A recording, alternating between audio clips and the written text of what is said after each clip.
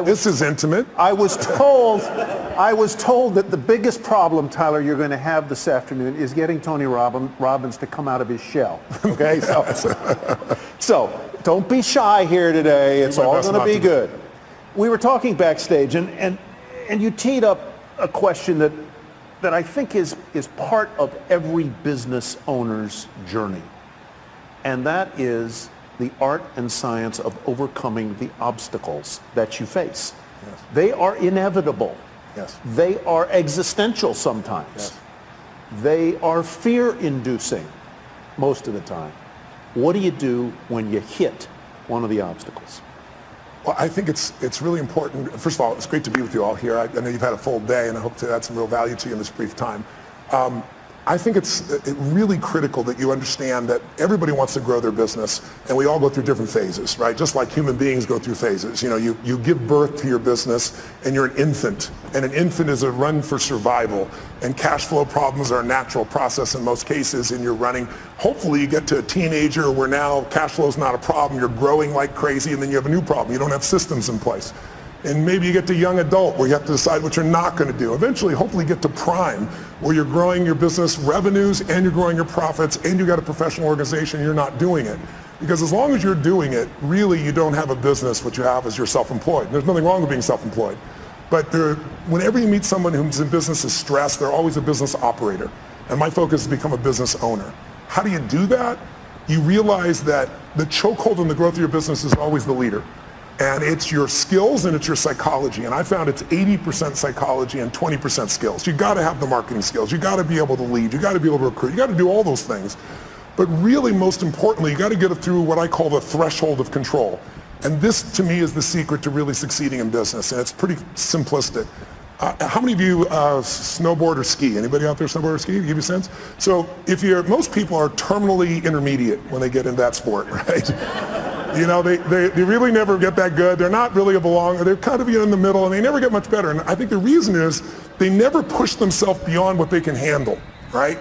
You're used to greens or blues, and you find yourself on a double black, and what happens? Everything inside you freaks out because you're past what I call the threshold of control, your comfort zone. And you look down and you go, I could die doing this. So now you have two choices. Either most people slam themselves on the ground, hang on for dear life, and try not to skid off the cliff, and at best what you do is survive, or a few people let go of their fear, no matter how scary it is, and goes, I got to go down this thing, and there's no other choice, and they focus on where they want to go instead of what they're afraid of, and they find a way to carve. And once you carve a few of them, that double black is your bitch, right? You don't have to worry about that anymore, right? And so that's what happens in business. So for me, I can remember going and starting my first business in Vancouver, British Columbia, Canada. I got on a radio show, and this person, it was a shock jock radio show, and I didn't know it, and they started attacking me and saying I'm a liar and a charlatan, you can't do these things. And this therapist called me up and said, you know what, I've dealt with people forever. You can't wipe out a phobia in less than an hour. It can take 7 years. I have a patient right now I've worked with for 7 years, and I've been able to solve this. And I said, great, bring that patient tonight. I'm doing a free guest event at the Holiday Inn, and I'll take care of that. It should take me 10 or 15 minutes. Right? and you do it? I did it, and I was able to do it. I wrapped a snake around this woman. She had a snake phobia. Phobia is an uncontrollable response. So because of that, I had people coming to these guest events like crazy, and I thought I hit the home run, right? And I did this big guest event. There was like 1,000 people there, which for me would be like, I don't know, 100,000 people in an event right now. And after I was done, a bunch of people signed up for my seminar because I did a free value-add event, and then I would invite them to come spend 3 days with me. And this man walks up to me, and he's from immigration. He goes, a great seminar. He goes, I'd like to see your work permit. And I said, what's a work permit? Right? You know, when you're in the beginning of business, you don't know these things, right? He goes, well, to work in this country, you need a work permit. And he said, I'll tell you what, I got to see you tomorrow at 5:30. I goes, well, my seminar starts at 7. He goes, you'll be fine, just you got to be there at 5:30. He said, I'm not asking, it's a requirement. So I show up at 5:30, I wait for half an hour, now I'm starting to stress. And finally I sit down with a guy and he says, you're taking away Canadian jobs. I said, how many Canadian firewalkers are there? Come on, that's what I was doing those days. And he said, no, you teach NLP skills, neuro-linguistic programming, and these people have classes of 20 people and you got a class of 500. And so they say you're taking jobs, so your event is over. So what do you mean your event's over? He goes, if you walk on that stage tonight, we will handcuff you and deport you. This is what I call a threshold of control. Right? He says, you're going to have to give the money back. I said, I can't give the money back. I spent all the money to put on the seminar. I wasn't a good businessman. I just wanted to help everybody, right? So I spent all the money to do it. And he goes, you have no money? Well, you're going to have to deal with that. So I walked out of the building. I have 40 minutes. People are going to arrive. I can't go on stage. What do you do? I told my 3 staff members, 2 of which were volunteers, what happened. They're like, and I said, here's what we're doing. I'm doing this seminar. And they said, you're going to go to jail. I said, I'm not going to jail. I said, how close is the border? True story. And they said, well, there's a place called Bellingham, Washington. It's about 1 hour and 40 minutes. I said, rent me 6 buses, and I'll meet the people out front before they go in the hotel. This is not a problem. I met everybody up front. They said, this is a traveling seminar. It's a surprise, right? We're going to Bellingham. We're going to America. And it was a 3-day seminar. We had to go and come back each day and night for 3 days in a row. I got all but 4 people to agree to do it. And then I got to Bellingham, Washington at the Holiday Inn there, and there was like a bar mitzvah or a wedding or some stuff next door, and it was so loud you couldn't hear anybody. And so I said, just lie on the floor, close your eyes, I'm going to hypnotize you into this shit, right? You know? But so what happened was you learn how to get through that, right? And we learn how to be resourceful.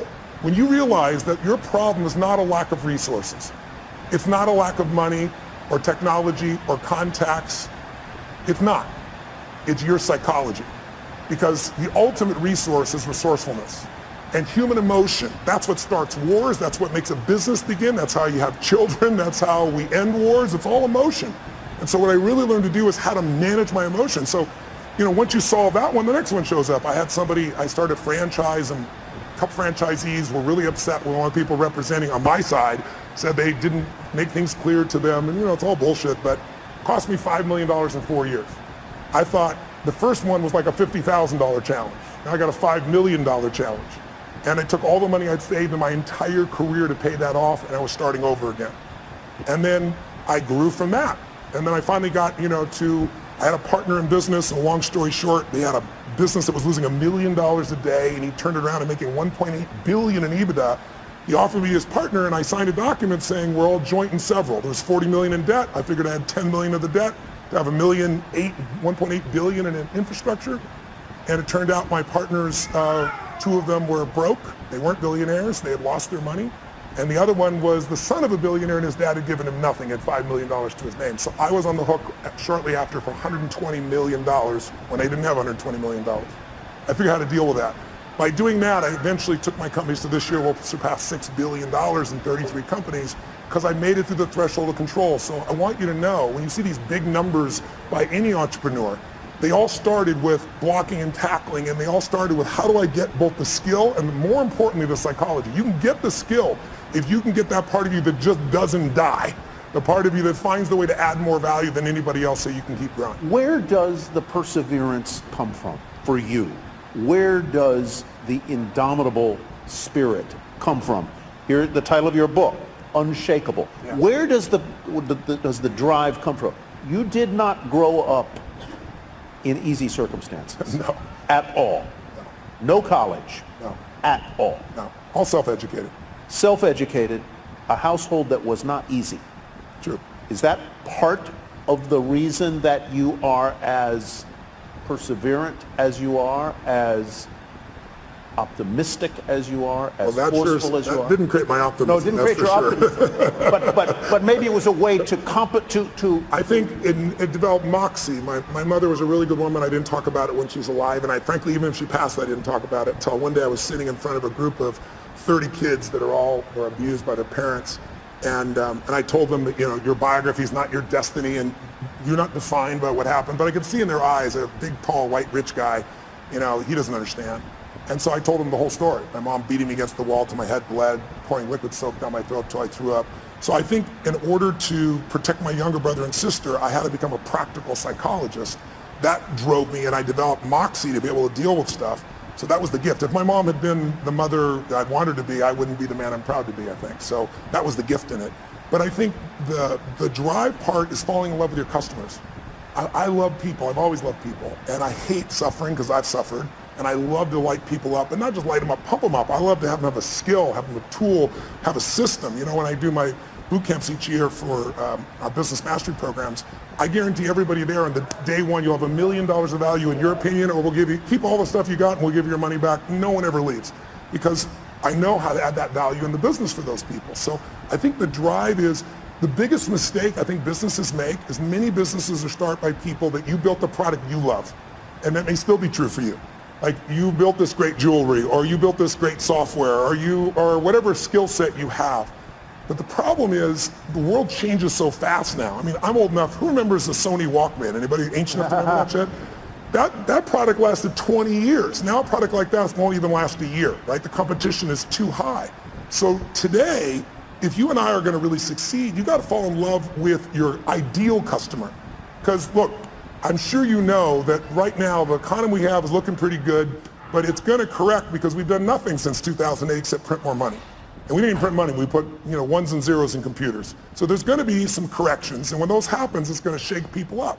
You need to fall in love with a client who's going to do well with you even when the economy goes to hell. Think about it, Starbucks, I was sitting across from Howard Schultz and had a great conversation and said, what is he most proud of? And he said, he used to say starting Starbucks. Then he said, now it's surviving 2008. If they closed, I think it was 1,300 stores, if I remember correctly, for $2 coffee. So you need to get your ass ready for winter, because it's coming. And if you have got challenges now, but if you do well in winter, you'll dominate for the rest of the time. And the way you do well in winter is you fall in love with your ideal clients, and then you come up with the irresistible offer for them. Steve Jobs created 99-cent songs, but he didn't create that shit. We all know that. Where'd it come from? Who's old enough to remember Columbia House, where you got like 10 albums for $1? Remember that? Or for a quarter and stuff. They built $1 billion company. Tom's Shoes, shitty product. I love him. Great what he does, but 2 for 1, being able to do something where I get it and I benefit somebody else, brilliant idea. Built the whole company on that. He didn't build it on the product. He built it on the mission, right? So you need an irresistible offer for the client who's ideal for you, and you want to fall in love with a client. Don't fall in love with your product or service, because those need to change. And if you fall in love with your product or service, somebody's going to beat you. They're going to be anticipating. I always tell businesses, there's 2 businesses you have to manage right now. You have to run the business you're in, because if you don't run that, your cash flow, your challenges are going to bite you. But you also have to run the business you're becoming.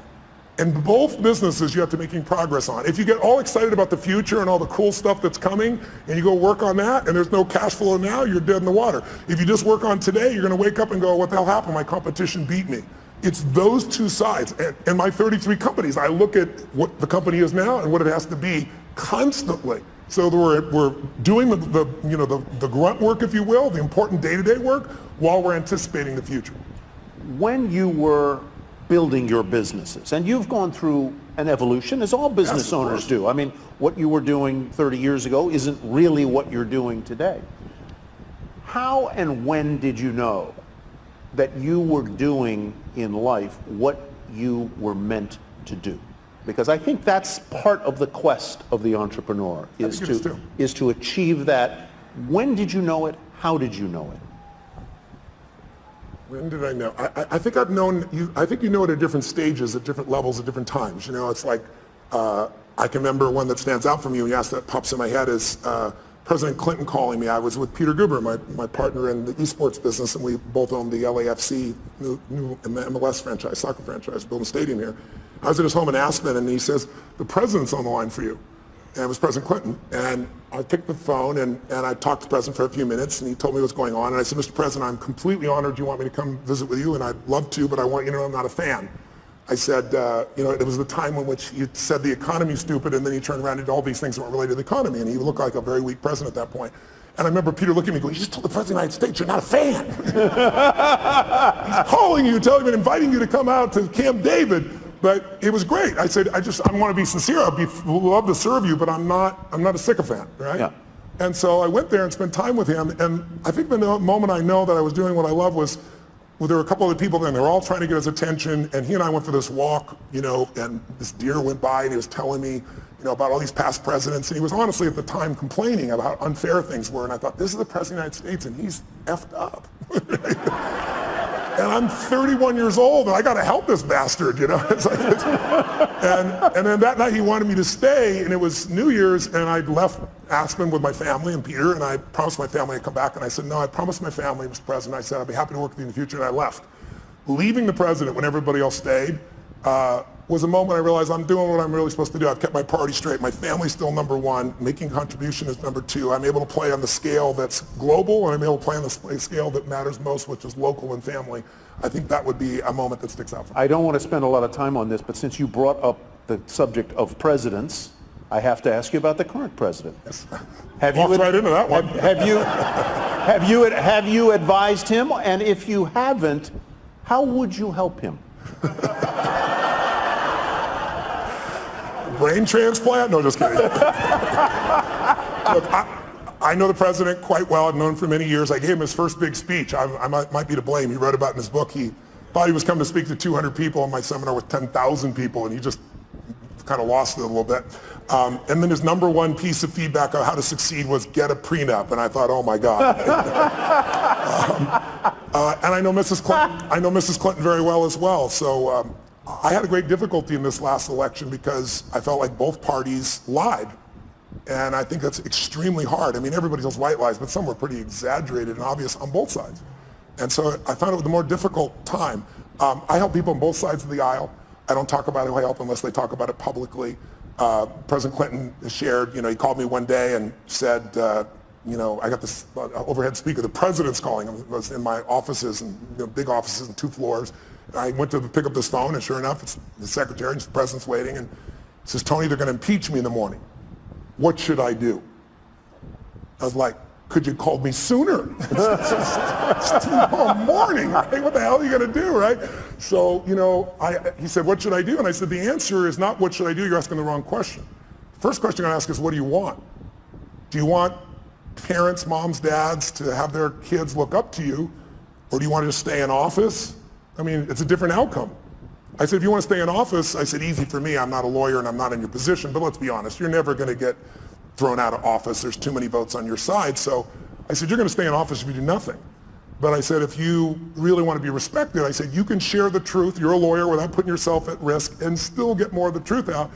And we had this great conversation. He said, man, that's exactly right. That's exactly what I do. So I'll call you back. I'll call you back in 20 minutes. So I'm waiting 20, 30, 45. About an hour later, the secretary calls me and says, President wants you to know he's still resolving things. He wants to get back to you. And then another 30 minutes went by, and I'm thinking, I'm affecting history here, right? And then I saw him standing with all the Democrats beside him just saying, nope, we're going to kind of keep the same component and went through things. So over the years, I've had a chance to work with people on all sides.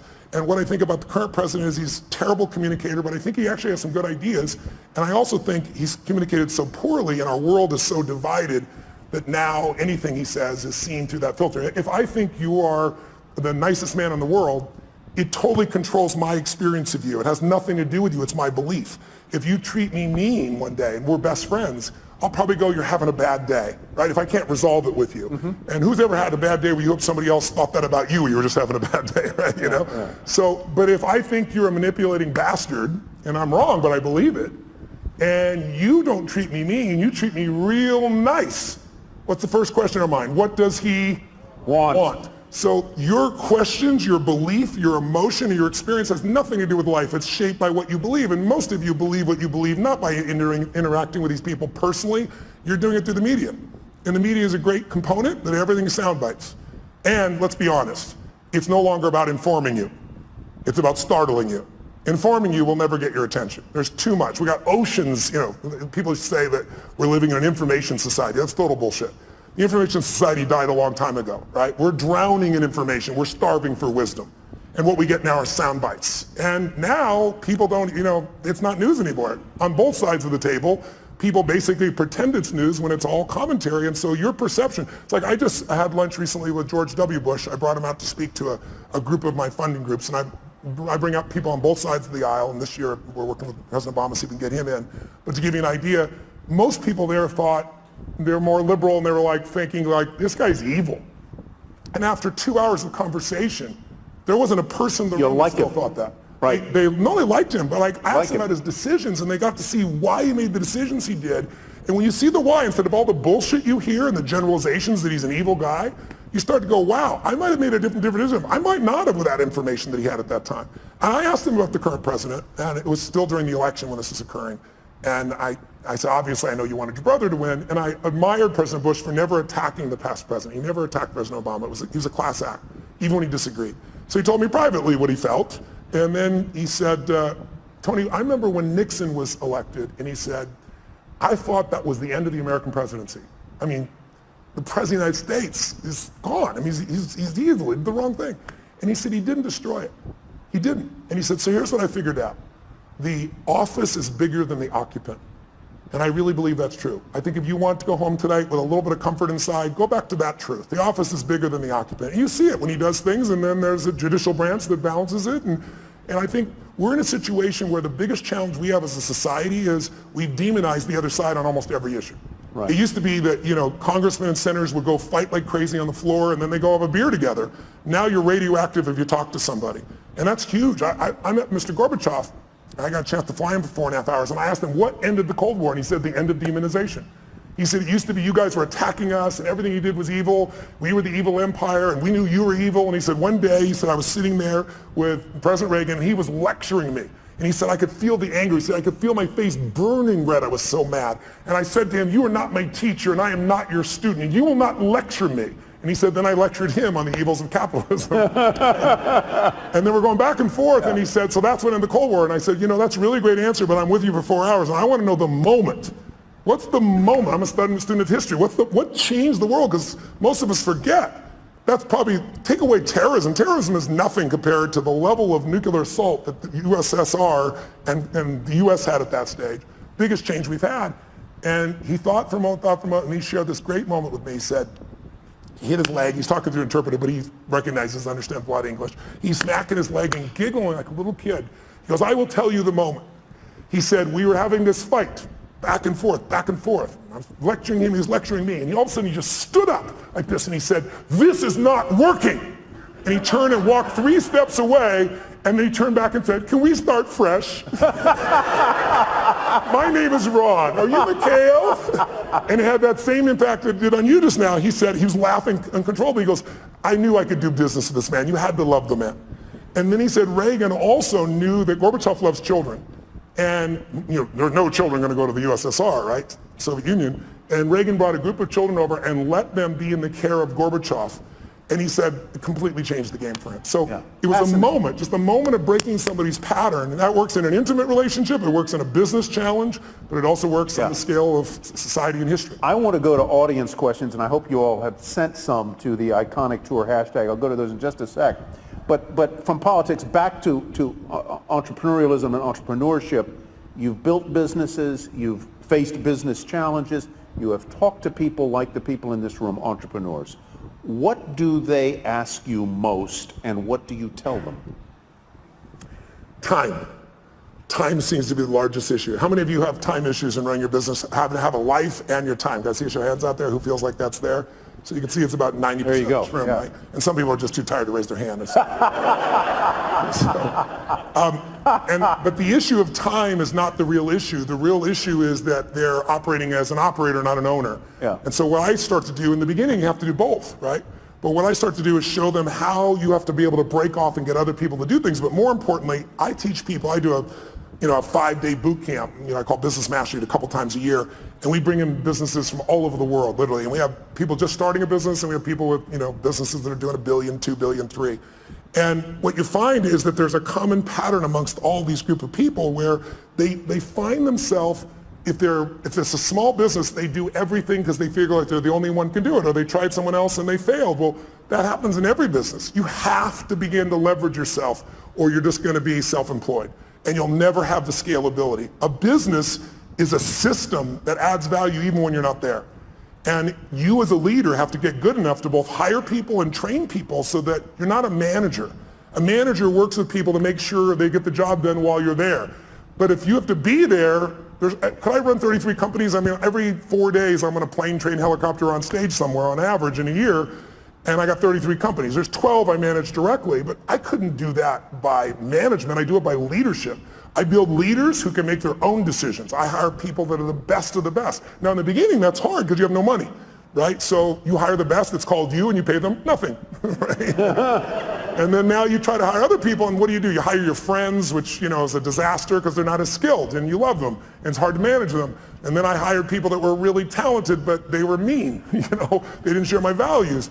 And so eventually you get to that place where you can find the right people. But I think The most important secret for the growth of any business, the question I guess on how to get over the time, and the answer is you got to take 2 hours, 90 minutes a week with your team of 1, 2, 3, 2,000, and you got to meet where you work on the business. And I teach people a format called 7-7, where there's 7 areas of a business that you cannot miss: marketing, sales, optimization, the financials, culture. And I'll make sure that each week you and your team focus on that, not the day-to-day business, but how do we strengthen our marketing, not just for this run, but overall how we build the brand. What do we do to change our sales process? How do we optimize the business? How do we spend no money and grow the business 30% in the next 3 to 6 months? And when you take small markers in the business that are critical and you improve them 5, 10, 15%, but you do 12 of them, you'll grow your business 120, 130%, 140% because there's a compounding impact. You don't just get the improvement you've made. So I try to help businesses to make those changes so you have time to think and be strategic. Because if you're just running, how many of you are stressed? I'll be honest if you would. Today, being here and not being at your business, how many feel some stress in your business being away even for a day? Okay, right now, I'm a business operator, F that, right? I'm gonna become a business owner, you've gotta be. Yeah. Let's go to a question from the audience. What would the 30-year-old version of yourself say to you today with conviction and be flat wrong about? Let's see. What would the 30-year-old Tony Robbins say to you today? Well, first of all, he's dead, so he's not going to say shit today. I buried him a long time ago because I'm 57. I would say the 30-year-old would say, this is what we're going to do this year, and it would be these huge numbers. And I developed a principle around the time I was 30, which is most of us overestimate what we're going to do in a year, and we underestimate what we're going to do in a decade. And a decade happens that fast. You'll blink your eyes and the decade will be here. That is a great point. I really, truly, everything I do is long term. I think it's the biggest challenge we have in corporate America is everybody's looking at the next quarter. Instead of the best business people, the Mark Benioffs, the Steve Wynns, the Peter Gubers, the people that I hang with, they all are decade-long people. When I was 14, I said, this is how my life's going to. I decided. I said, in my 20s, I'm going to help. I want to have the skill to help anyone change their life. If I'm committed and they're committed, it's going to be done. I'll have the ability. So I got to build to that, which I did. And then I said, in my 30s, at 14, I said, I'll do that with groups of people instead of one-on-one. And then in my 40s, I'll do it with big groups. In my 50s, I'll do it with companies. In my 60s, I'll either do it in government as a servant there or in a religious context, because I'm a spiritual person, but I don't tell people what to believe religiously. But at that point, I've lived long enough, maybe I will. Would you ever run for office? Before I would have said yes. Now the answer is no. I've served on both sides of the aisle, and it's not really about the office. It's about fundraising right now so much of the time. And I would not do that unless I ran with my own money on maybe a small number of friends. But at this stage, I think it would disrupt my wife's life so much. Yeah. I'm a very public person, and she's not, and I feel bad for her, so I don't think that would be the right direction. Let's go to Jeff Conlon's question. If mindset is the key or a key, how do you shift your mindset? I was going to ask a question that's related to that, and that is, you're now, well, you say you're top of the world, but you're a confident guy. What do you do? What do you do when you have self-doubt? And that's sort of, how do you shift your mindset? How do you deal with self-doubt? I don't have a lot of it at this stage, but I... Shocking! I'm being honest, right? I think self-doubt is, instead of self-doubt, I would say questioning. I think it's critical to question, but at certain stages. If you're questioning all the time, you have nothing but fear and doubt, right? You only believe something because you don't question it, right? Someone tells me, oh, so-and-so, talk behind your back this, and you go, no, they're my friend, they'd never do that. Your belief, you're certain they're not going to do it, so you don't even entertain it. But if 2 or 3 people tell you that and they go, wow, could John really be doing this behind my back? And you start questioning it. Have you ever done that? You've been upset with somebody, you confront them, and then you find out it's all bullshit, they didn't do anything wrong, and you feel like an idiot? So for me, I think there's a time to question. And so I organize that. When I'm beginning something, I do that. And my investments is a perfect example. If you look at somebody, like Richard Branson, for example. Richard is this giant risk taker, right? But he's got one question. He questions within himself and everyone else. How are we going to protect the downside? It's his number one question. He never believed it. The guy risks his life. When it comes to investments in business, he doesn't risk anything. He told me when he was building Virgin, he's taking on British Airways, and it's a giant outlay in capital. I mean, this could literally bankrupt him, and everybody said it would. So he said, okay, how to protect the downside? And he negotiated with Boeing for a year and a half and convinced them that if he went out of business, if he was wrong and lost his business in the first 2 years, he could give back all the jets and have no liability whatsoever. So his whole focus is asymmetrical risk reward. How do I take the least risk with the most upside? If I was going to say anything to entrepreneurs in this room, the illusion that you've been taught is that great entrepreneurs take giant risks. It's total bullshit. There are some exceptions that have, and they've gotten lucky. But if you look at the ones that consistently succeed, they know the upside will take care of itself. They focus on how to protect the downside, and they take risk where they know I'm taking a limited risk for an unlimited upside. So if I'm wrong, I'm still okay. You know, I work with Paul Tudor Jones, one of the top 10 traders in the history of the world. And Paul, I've worked with him, I've coached him now for 24 years. He hasn't lost money in those 24 years on his own personal trading. And during that time, I've learned so much from him. And the biggest thing I learned from him was this asymmetrical risk reward, that when he risks $1, he wants to be certain he's going to make $5 where he doesn't risk the $1. See, most people risk $1 to make 10% or 20%. You won't do that. If you do that, you're going to go broke. Because here's what happens. You risk $1 to try to make $5 and you're wrong. Risk another $1, and if you win, you still win big. You can be wrong 4 out of 5 times and still break even. That's how the best in the world do it. They don't do it by taking these gigantic risks where everything's on the line, and if it doesn't go perfectly, you're out of business. That's why most businesses go out. You want to think of asymmetrical risk reward. Tudor Jones, curiously, as an aside, was a classmate of mine at the University of Virginia. Wow, that's awesome. I met him there. He would in the never remember me, but a fascinating guy. Another aside, because you mentioned he's a hedge fund manager in Connecticut. You did a brilliant interview with Ray Dalio for, I believe it was Facebook, not long ago. Yeah. And his book is really terrific, called Principles. I recommend you all go get it. It's very, very good. It's one of the greatest business books I've ever read, because if you don't know who Ray is, most of you know Warren Buffett. That's because Warren Buffett is sweet in shares and his public nature. But Ray is actually the most successful investor of his type in the history of the world. He's returned more money to investors from a hedge fund perspective than anybody in history. When I met Ray 10 years ago, you had to have a $5 billion net worth for him to talk to you. You couldn't be a billionaire, that's too weak. And you had to give him $100 million to start. Now he won't take your money no matter who you are. When I went to go interview him the first time, the Prime Minister of China was talking to him on the phone. He was coaching China on what to do with their money. That's how brilliant he is. Yeah. Hedge fund people, if you're familiar with rich people give their money to hedge funds, a big one might be, let's say, 20 billion. He's 160 billion. But go get his book. He flew down to Palm Beach to my home. And it's called Principles. He said, I want you to be the first person to interview me and do it on Facebook Live, so I did. But I love this man, and he will show you how he built from nothing. He literally started with nothing. He worked as a caddy. He started when he was 26 years old in a 2-bedroom apartment, and now he's got 1,800 employees and 160 billion. And he's one of the 100 richest men in the world and one of the top 10 that you'll meet. But his insights about how to run a business, how to run your life, we all need principles to guide our decision making. If you really think about it, success is the result of good judgment, right? If you make great decisions, you're going to succeed. But where does good judgment come from? You know, good judgment also often comes from experience, and experience often comes from bad judgment, right?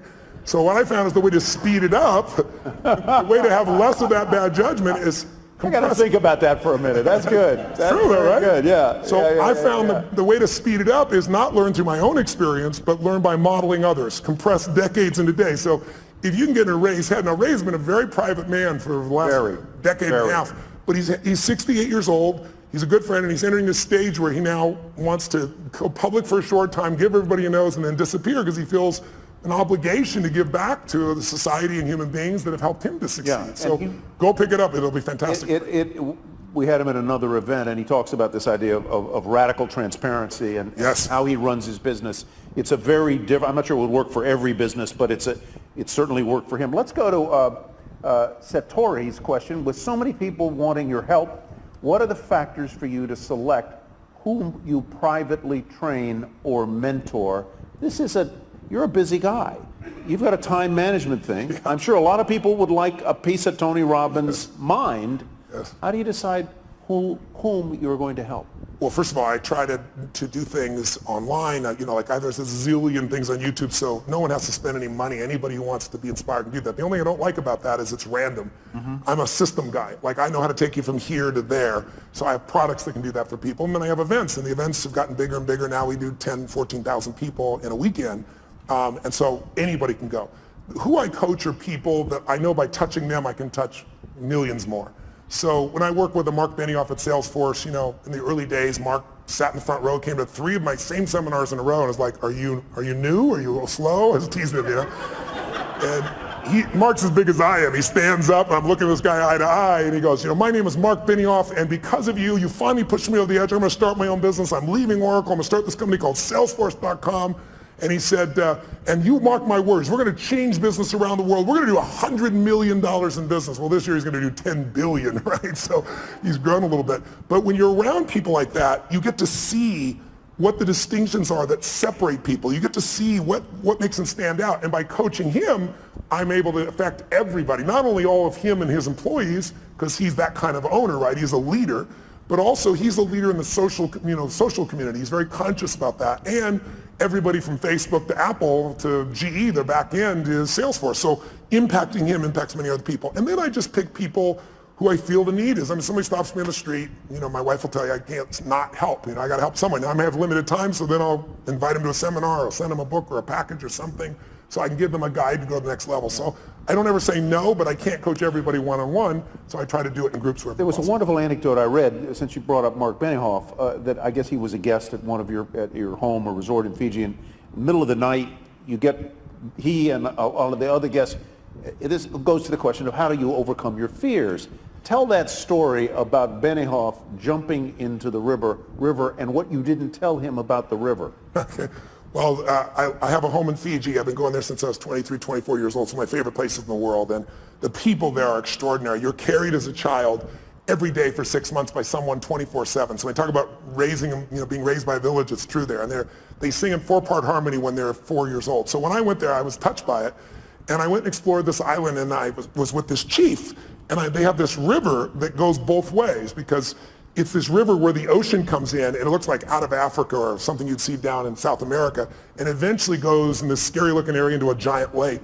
But the tide is so fast, it would just take you. And then 8 hours later, it reverses and goes back out. So I was with him this one day, and I said, are there any fish in there? And the Ratu, which is the main chief, points out, goes, what about that? And we looked back, and it's a giant manta ray going under the bridge. So I said, F it, I'm doing this. And I just jumped in. And then the thing took me. And it took me for a wild-ass ride. For about 20 minutes, I ended up this lake. And then, dumbass me, I didn't think about how the hell am I going to get back. It was so strong I couldn't swim against it. So I spent 8 hours on this little island there before I came back. So then I came back one time with a friend. It was nighttime. And I was like, they were talking about Devil Rock and Shark Alley and all this shit. And I was like, let's do it at night. But I had a boat waiting for us in the lake to bring us back. But we jumped in, and it was scary as hell, and all the phosphorescence going on looks like pixie dust. It's a wild experience. Flying fish scare the shit out of you. They come by. And so when Mark came, he flew over and come spend a week with me there. I took him and woke him up, and you have to do when the tide is. So it was like 2 in the morning. I woke them all up and said, I got a surprise for you. Like, what? I said, just trust me. Dragged them all on, put wet gear on them, gave them life preservers, and then threw him off, and Mark was freaking out, and I grabbed his hand, and I go, we'll go on 3, 1, and we went on 1. Because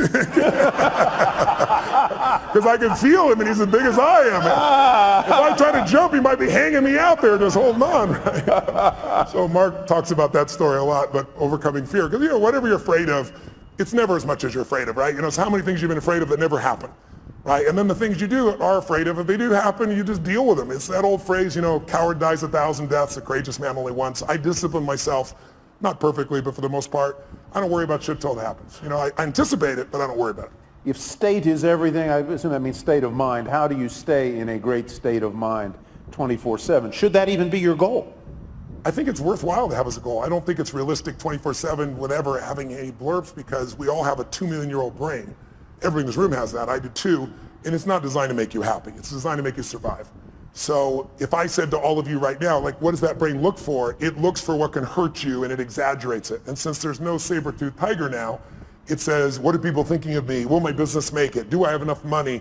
And these are all easy things to solve, but our reactions in our gut, when we let the fear part of our mind take over, that basically the survival software, if it runs you, you're in trouble. So a few years ago, I actually lecture on this now. I say, you need 2 skills to have the quality of life you want. If you want an extraordinary life on your terms, whatever your terms are, you need to master the skill of the science of achievement.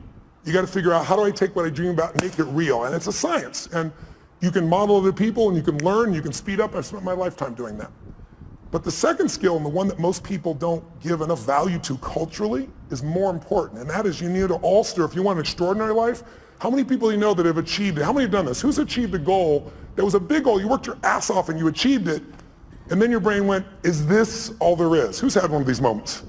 Yeah, almost everybody. And that's worse than failing, because we're all achievers in this room, right? So if you fail, what are you going to do? You get back up, you try another approach, you're going to eventually succeed. You know it in your gut if you're really driven. But if you succeed and you're miserable, now you're what I call technically screwed, right? I mean, because if you're not happy with what you got, I mean, failing, you get up and do something new, but succeeding, where do you go? So I really believe, you look at somebody like say, Robin Williams. I think the loss of him is one of the greatest losses we had. He's loved worldwide. I asked people all over the world last year, in China, I asked them in Japan and Sydney, Australia, throughout the US, how many of you loved, don't raise your hand if you liked him, how many of you loved Robin Williams? I'm curious. Keep your hands up, look around the room. Like 98%, only 2% assholes that didn't like Robin Williams in this room.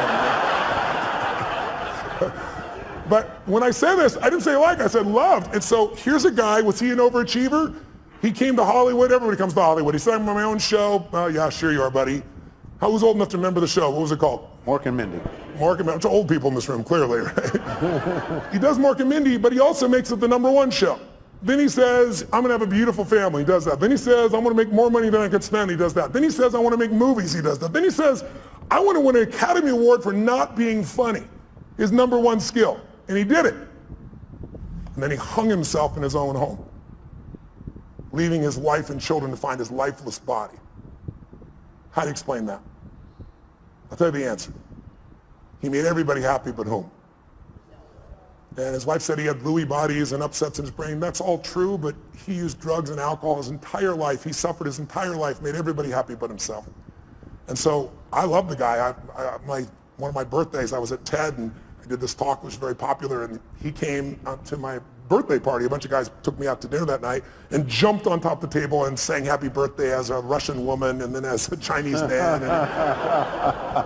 And you know, I've never lost a suicide, knock on wood, out of thousands. We've made films and follow-up, but I had no idea that's where he was. But I look at a man like that, I say, he's a warning as much as we all loved him, even more so because we loved him. I know none of you are going to kill yourself. I'm not worried about that. But a lot of people live a long time, but they don't really live, you know, because they let their stress and their frustration, you know, I always say achievers don't get fearful. We're all achievers, right? We don't get fearful. We just get stressed, right? Stress is the achiever word for fear. Because when I say to you, what are you stressed about? Well, I got to do this. I got to make this thing happen. What if you don't? Well, I got to. Well, what if it'll fall apart? What if it falls apart? Then it'll fail. What if it fails? Then I'm a failure. What if you're a failure? And now if I follow the trail of your stress, it'll take me to your deepest fear. And the only way to have your life work is to face that fear and push through it. What is courage? Courage does not mean you're not afraid. It means you're afraid and you do it anyway. You're scared shitless, but you do it anyway. And I think if you're going to succeed at the highest level, you've got to face those fears. Leads right to the next question. Based on your experience, what are the top 3 characteristics to have in order to be successful? For these type of people, what does success look like? What does it feel like? What are the characteristics that can get you there? What success looks like and feels like is different for everyone because we all define success in a different way. So I leave that to them. But what does it take to succeed? That I can tell you because I could be an idiot at this point.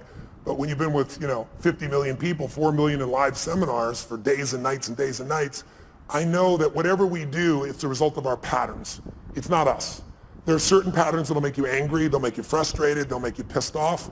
And there's certain patterns of thinking and feeling and using your body that'll make you playful and fun and grateful and excited and passionate. And if you think it's you, because you've done a pattern so long, it's hard to change yourself, but it's easy to change a pattern. Where do the patterns come from? We learn them through our conditioning. When you first are born, you can do anything and you're loved. You can, scream, yell, go to the bathroom in your pants. Try that when you're 30, see if it works, right? But you learn very quickly as time goes by, your love for nothing as a baby, right? Your love no matter what you do, because your mother's, got oxytocin. She's drugged, natural drug in her body. Men get it too, but women get 10 times as much. That's why a healthy woman cannot leave her child. A healthy man can, but a woman can't. She's biochemically healthy. And so you look at this and you say, what are the 3 things needed? I can tell you what they are. The #1, I love intelligence. I love wickedly intelligent people. I try to hire as many of them as possible, learn from them. But what's more valuable than intelligence is hunger. You find, if you looked at what's the common denominator between Richard Branson, Mark Benioff, You give me your list of whoever it is. I guarantee if you dig underneath, their hunger has never gone away. Some people get hungry because they got a goal to achieve something or get in a swimsuit by a certain date or some stuff. But that's not an identity change, right? These are people that are like myself. I'm hungry today at 57 more than I was at 26. I'm feeling me. And when I say hungry, I'm hungry to contribute, to learn, to grow, to make a difference. I'll never settle less than I can be or do or share or give or create. And everyone I know that's successful, that's the driving force. Because with that hunger, you can get the skill. With that hunger, you can figure it out. There are a lot of very smart people who can't fight their way out of a paper bag in a pragmatic way. And they got, great transcripts and shit like that. I went to Harvard one time and I spoke, and right before I spoke, they had voted at Harvard Business School to not release anyone's transcripts to the recruiters of the businesses coming in, to block it. And the argument was, your education is more than just your grades. And I went berserk. I got up there, first of all, they said, Tony, I expect to be, 1,000 people there, a couple thousand people there. And they said, no, Bill Gates was here, we had 300 people, it's gonna be much smaller. But we ended up with about 1,200 people, standing room only. And they gave me 30 minutes, and of course I went 3 hours. I did, no one left. But one of the first things I did, I said, what is this bullshit I'm reading? This was in the paper that day. I said, listen, I'm not trying to be disrespectful, but you've been disrespectful to each other. I said, if you're not willing to show your transcripts, I agree with you. Your career, who you are, is more than just your degree here. But you chose Harvard for a reason.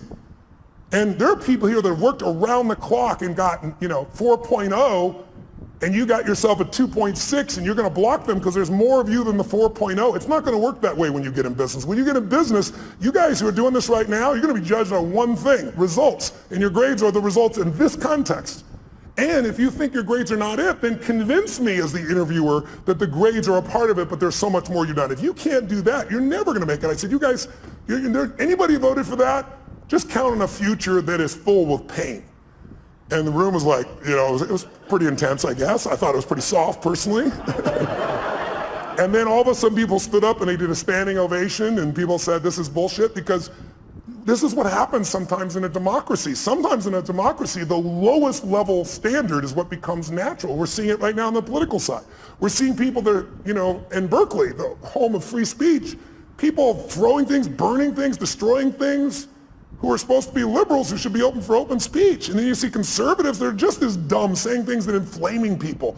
It's not one side or the other, it's us as a society. We gotta shift it. We gotta go from demonization to saying, let's say it's a fight over guns. Very emotional fight. What's the problem? We demonize each side.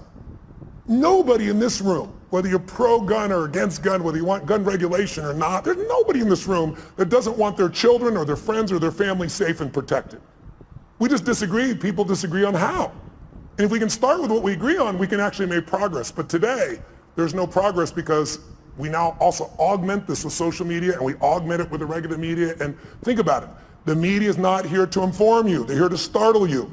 We all know if we say something inflaming, you're going to talk about it, share it on social media, and they get a multiplied effect. It's all about advertising. So you have to really discern yourself today. You have to understand it's the Wild West, not only on the internet, but on television as well. And you have to decide, if you're an independent thinker, what is really right, and maybe be part of the solution instead of another person that attacks the right or the left, Donald Trump or whoever it is that you'd be attacking. There's lots of people that are easy to attack, but attacking doesn't change or improve anything, in my opinion. We gave you 45 minutes. Would anybody here mind if we went a little longer? Would you mind if we went a little longer? Sure. So let me... 5 or 6 more hours? Yeah, 5 or 6 more hours. We'll bring the bar inside is what we'll do. But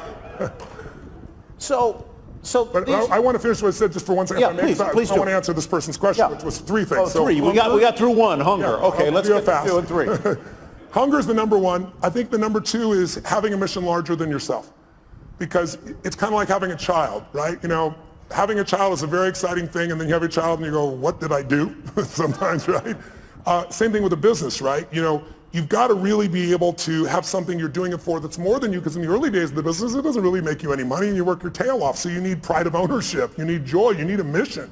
And I really believe until you find something that you care about more than yourself, you'll never discover what you're capable of. Because we'll all do more for others that we love or respect than we'll ever do for ourselves. That's part of the beauty of being a human. Most of us do more for our kids, for example, than other people. And then I think the third thing is, you got mission and hunger, is you really have to become obsessed with strategies. Because strategies can save you so much time. The wrong strategy, I'll give you a stupid metaphor. If you said your number one goal is to see a sunset, and then you start running east as fast as you can, I don't give a shit how positive you are. I don't care how hard you work. I don't care how long you've been putting into it. You got the wrong strategy. But the right strategy in business and in life can save you a decade. And someone else may have spent, again, a decade figuring it out through trial and error, and then they figured it out. You might be able to learn it in 6 weeks or 6 months or 6 days or 6 hours. So I think that would be my third element. So let me ask you a question that may be a little off point, but I hope helpful. A lot of people in this room and a lot of people in the world want to follow their passion, okay? But they've also got to put food on the table and pay the rent and pay the bills. How do you do both at the same time? How do you have your mission, have your passion, and do that when you know the world is a tough place, hard to make a living, hard to pay the bills, places expensive? How do you do that? How do you thread that needle? Well, it depends on who you're dealing with, right? If the person is entrepreneurial and they ask me this question, I always tell them, you've got to take care of your kids, you've got to pay the bills. And I said, but, tell me when you work. And they tell me, well, I work, 9 to 5 or 8 to 5 and I'm exhausted and everything else. I said, well, what are you doing with the other 8 hours? Because that's what I did. I worked as a janitor all night long, middle of the night, everything else. I could compress time there because it was based on results, not time. So if I could do a great job in shorter time, I had that time. But then, what I start doing between, 7 o'clock at night and 2 in the morning, which is pretty much the time I worked, that's when I was developing myself, getting the skills, learning, educating, starting the business. So I think people just have to realize it's a gut-wrenching process. Entrepreneurship is not for everybody. Most people fail in entrepreneurship. The vast majority fail. 96% at 10 years, but what happens after 10 years? All clear sailing after that? Anybody remember Lehman Brothers? They ran a century. They had gross revenues over a century of more than $1 trillion with a T dollars. That's what went through their bank accounts over that century, and they're gone. So I don't think it's right for everybody. I think you have to really be clear, is your personality the right personality if you're going to begin in this area? And then if you're going to work for somebody else, you can still become financially free, but that means you got to stop being a consumer and become an owner under entrepreneurs. You want to own businesses, right? Get out of just being, don't just own an iPhone, own the company, but not just Apple, obviously. But how do you keep your energy up and your enthusiasm up? How do you do it? I'm wired for it. It's my nature to some extent, but also the other part is I get to see results. Who here has been touched by my work before? I'm curious. Anybody in this room? So look around the room and how's it hard to be inspired when I'm in a room and a third or 40% or 50% have used my work? And so people come up to me every day, dozens of people a day if I'm traveling, and they tell me the most amazing stories. Outside my children and my wife, that's probably the greatest gift of my life. I never get tired of hearing it, and it just makes me want to deliver more, give more, have more impact. Yeah. You get the last word. Tell them what you want them to know. Well, if you're entrepreneurs out there, here's what I'd say to you. I'd say, don't be so damn hard on yourself. I know that sounds counter to being an achiever, but when you're beating yourself up, you're sucking out the energy you need to move forward. It's kind of like, I always tell people there's so much energy, and I've built mine. I do a lot of things to build my energy to be incredibly strong and have really strong endurance, because to me, energy is life. If you don't have strong energy, you're not going to do anything. But even after we look at that energy, it only goes so many places. So if your energy is being caught up, if you take energy in a business and you pour it into external marketing, going out and reaching people and adding value, that business is going to grow. But if there are inner conflicts in that business between people, then the energy is being sucked in here and less energy is going out there, the business is going to have problems. That's also true of you. If you allow your disappointments to create these inner conflicts and fears and you let them run wild within you, they're going to suck the energy out you need to go to the next level in your business. You have to discipline your disappointment now. Mine is the 90-second rule. So watch this. Try something real fast. Look around this room. I'm going to give you a test. Look around this room and see everything that's brown. I'm going to test you in a moment. Look behind you, look around you, look at clothing, look at people, look anything that's brown. Brown, brown, brown, brown. Record it in your mind. Close your eyes. Now, with your eyes closed, tell me everything you saw just now that was red. If you see more brown than red, say I. Open your eyes, look for red now. Really look for red. Look for it anywhere you can find it. Look around you, look beside you, look at the front, the back. How many found more red this time? Raise your hand if you did. Say, I. Why'd you find more red this time? Because you told me to. Seek and ye shall find. But here's what's amazing. Seek and you shall find even if it's not there. I'll prove it to you. How many saw beige shit, called it brown just to feel successful? How many saw burgundy, called it red just so you can count more pieces? So if you think you're a jerk or someone else is a jerk, you're going to color it. You're going to change it. You're going to find the jerkiness in them. You're going to find the jerk in you. It's really important that you manage your mental and emotional state because you are the business. If you are the leader, your responsibility, your job, your opportunity, your privilege is to be able to truly lead. And you cannot lead if you're living in fear. You cannot lead in a place of constant uncertainty. We all have uncertainty at times. But if you watch an athlete go out to shoot a free throw or a kicker in the NFL to go kick the ball, how many have ever seen that person, they're about to kick it, they're about to shoot it, and you go, they're going to miss it, and you know they're going to miss it. Who's experienced this before? How did you know? You could see in their body that they're missing the core ingredient, absolute certainty. You can have the great skills in the world, but when you lose that certainty, the athlete goes down. That's usually when I get the call. I got to rewire them and get them back where they can execute at that level. So be kind to yourself, as corny as that sounds.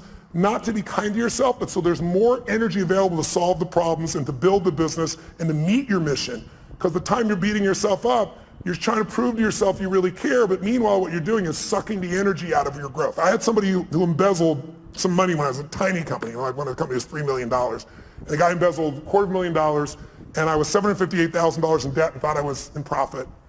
And in those days, everybody told me I'd have to go bankrupt. And I remember I was just like so angry. There's so much anger because my business was like my child. This guy tried to kill my child, you know? So I was chasing him into Mexico so I could beat the hell out of him and put him in prison. And then I realized in the middle of this stuff, I gotta let go of this because while I'm busy being angry and pissed off, the business is gonna go under. I'm chasing birds. What am I gonna do when I catch the bird? I gotta focus on how to add the value. And so take your energy, that's all you have in this life, and invest it in the things you love. In those you love, in the mission of your business, and in your clients. If you fall in love with what you do, who you do it with, and who you do it for, there'll be no limit to your impact. But you got to be willing to do it for decades because it's all bullshit. Maybe you'll hit the lucky thing and it'll happen in 12 months.